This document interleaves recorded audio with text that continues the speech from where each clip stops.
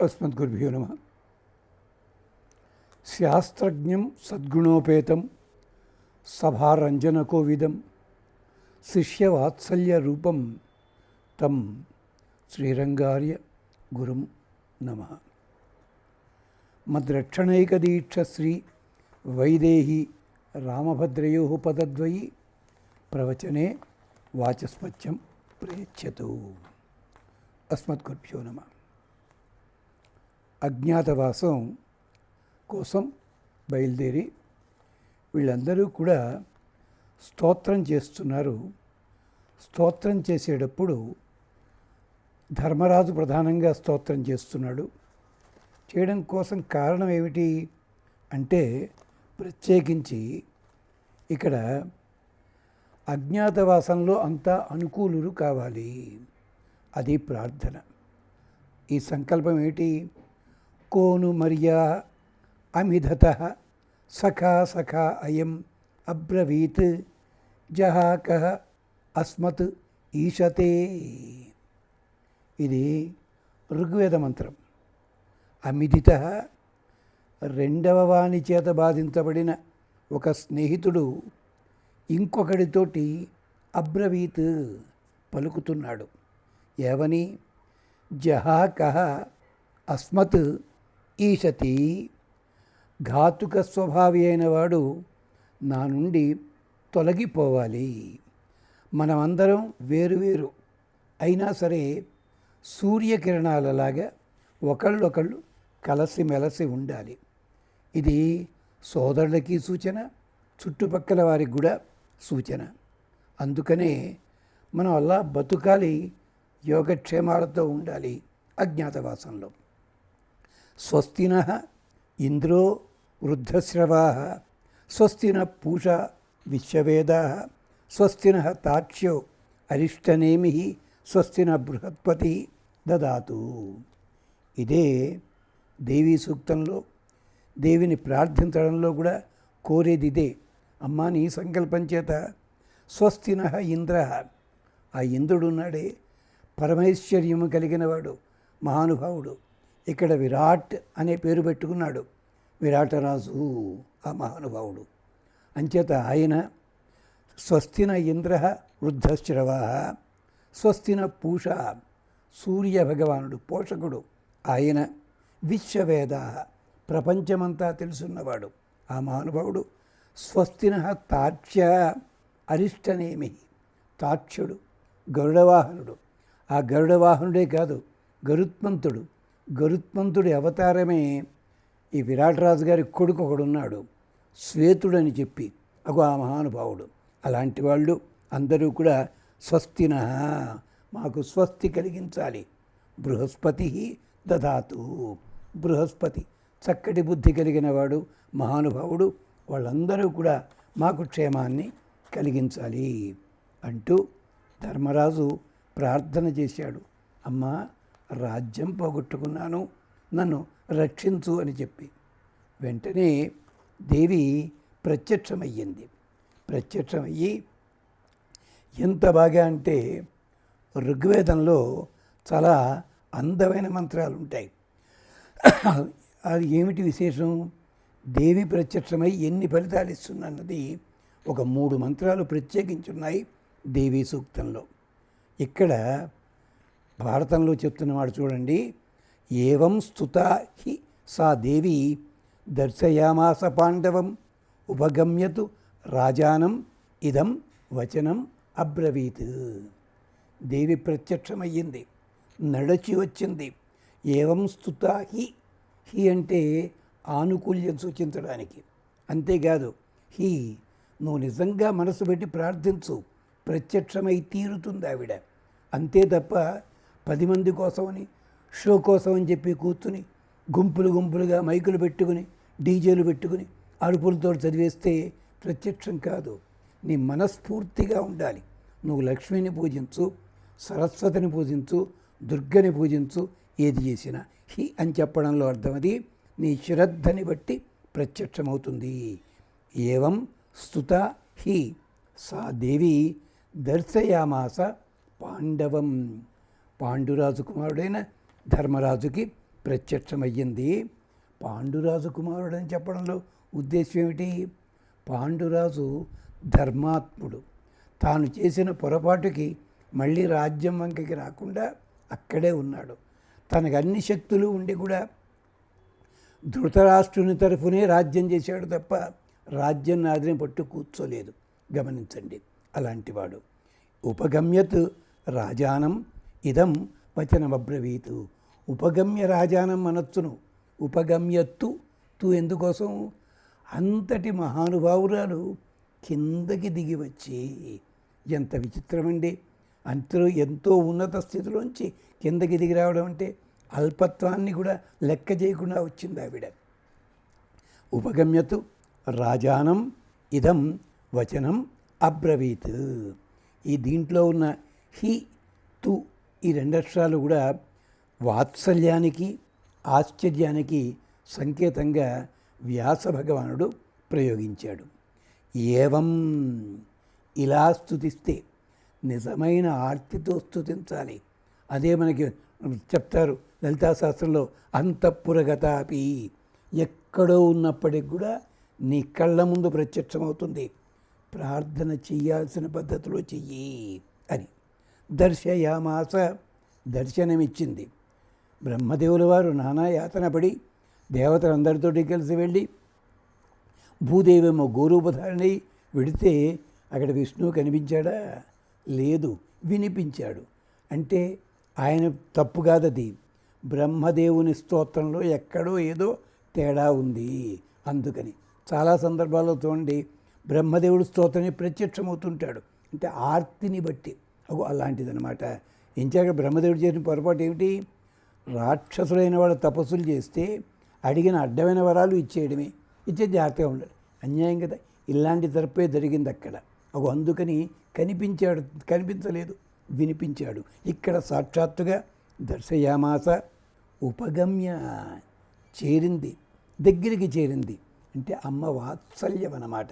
అలాంటి వాత్సల్యంతో అంటే న్యూనత కాదు, అపకీర్తి కాదని చెప్పడానికి వేదంలో, ఋగ్వేదంలో 10వ ఖండంలో మంత్రం ఉంది. చూడు బాబు, న్యక్వాత అవవాతి. వాయుదేవుడు పైనుంచి కిందకి దిగి వస్తాడు మహానుభావుడు. మరి అవమానవాదానికి తక్కువ అవుతుందా? మనమే గాలి కోసం ఎక్కడికి లేదక్కలేదు, దిగి వస్తాడు. న్యక్తపతి సూర్య, సూర్యుడు కూడా తన కిరణాలు కింద దాకా తీసుకొచ్చి ఎక్కడెక్కడికో ఎంత చీకట్లోకి కూడా పట్టుకొస్తాడు ఆయన మన కోసం అని చెప్పి. నీచీనం అగ్నియాదుహే, ఇది ఇంతకుముందు ఒకసారి చెప్పుకున్నదే మళ్ళీ చెప్పుకుంటున్నాం. ఆవు తన పాలని కిందకిలా రవిస్తుంది.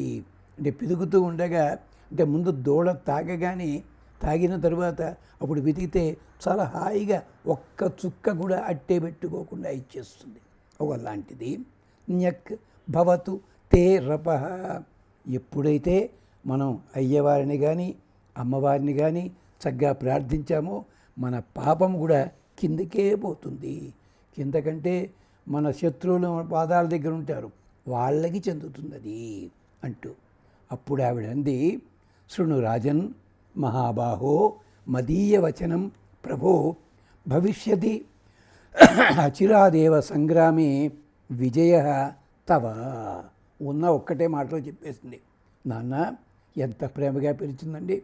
రాజన్ మహాబాహో ప్రభో, ఎంత గొప్పగా అంటుందో చూడండి, ఎంత అద్భుతమైన మాట.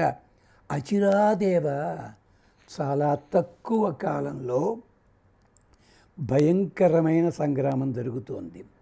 నువ్వు రాజసూయం చేసిన తర్వాత కొన్ని సంవత్సరాల తర్వాత నువ్వు జూదానికి వెళ్ళి ఓడిపోతే మళ్ళీ 13 ఏళ్ళు అయిన తర్వాత, అంటే రాజసూయానికి యుద్ధానికి మధ్యని 13, 12, 25 సంవత్సరాలు. నారదుడు ముందే చెప్పాడు, నాయనా ఈ రాజసూయం కారణం చేత భయంకరమైన యుద్ధం జరగబోతోంది అంటే. అందుకనే ఆయన అన్నాడు, ఇక నుంచి నేను ఎవరితో యుద్ధం పెట్టుకోను, ఎవడైనా దేనికైనా ఆహ్వానిస్తే వాడితో దెబ్బలాట పెట్టుకోకుండా పెడతా అన్నాడు. ఆ మాట కోసమే జూదమంటాడు తప్ప రాజ్యాన్ని పెంచుకోవడానికి చూడవాడలేదు. ఇది చాలామంది మర్చిపోతారు. ఏం చెయ్యం, వాళ్ళకి అక్కర్లే, వాళ్ళకి కావాల్సిందే చదువుకుంటారు భారతంలో, దేంట్లోనే అంతే. అంచేత అచిరాదేవ సంగ్రామే విజయ తవ. చాలా తక్కువ కాలంలోనే యుద్ధం జరగబోతోంది. ఎంత, ఒక 2-3 నెలల లోపల జరగబోతోంది. జాగ్రత్త. శృణు రాజన్ మదీయం వచనం ప్రభో, నా మాట వినిపించుకో.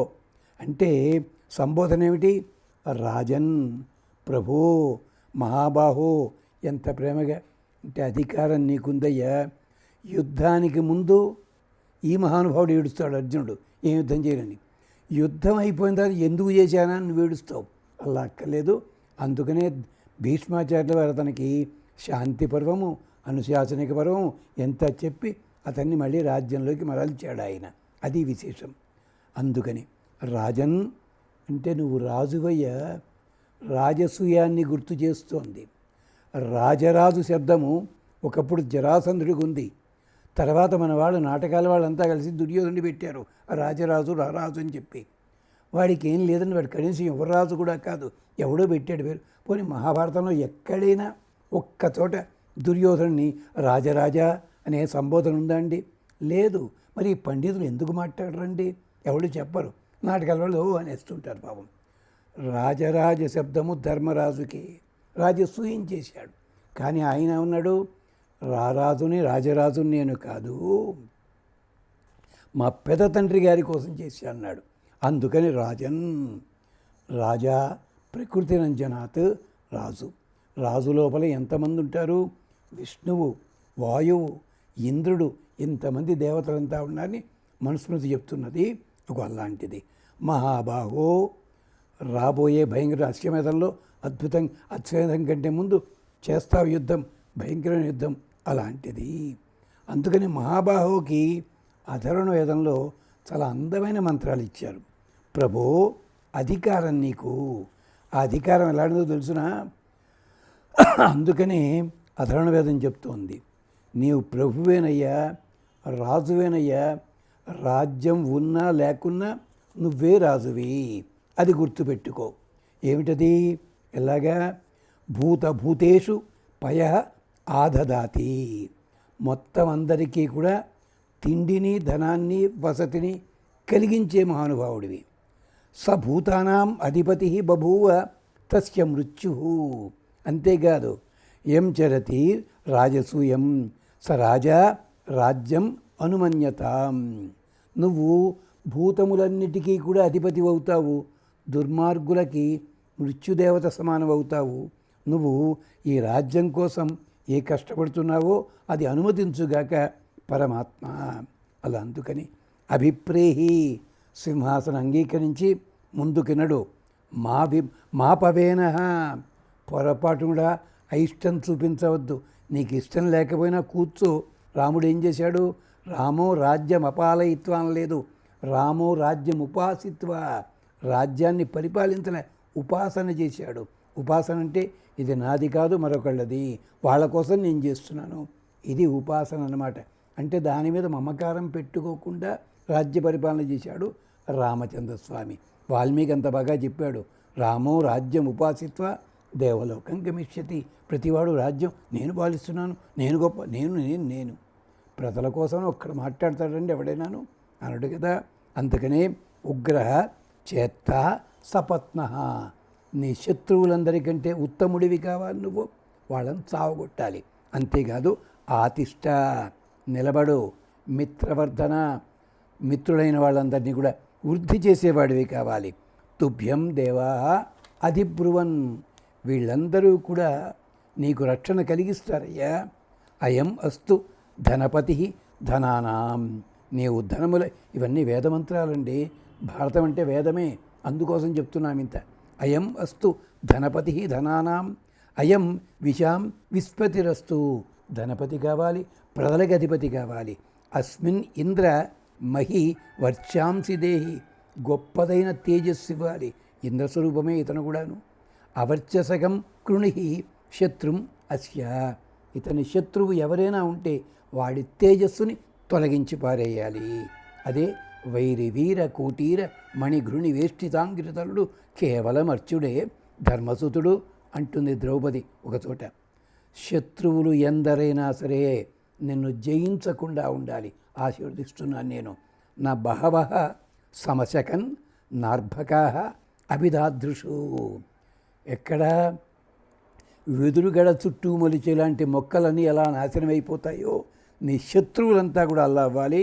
వేణోహో అంగాయివ అభిత అసమృద్ధ అఘాయివ. అందుకని నాయన యుద్ధం జరుగుతుంది, గెలుద్దు కానీ నువ్వు క్షేమంగా ఉండు, నీకు రాజ్యం లభిస్తుంది తదాస్తు అంటోంది అమ్మవారు. ఆవిడ ఆశీర్వచనం ఇంకో భాగం కూడా ఉంది, అది కూడా చెప్పుకుందాం. చెప్పుకుని నగరంలోకి ప్రవేశిద్దాం. అంతవరకు స్వస్తి.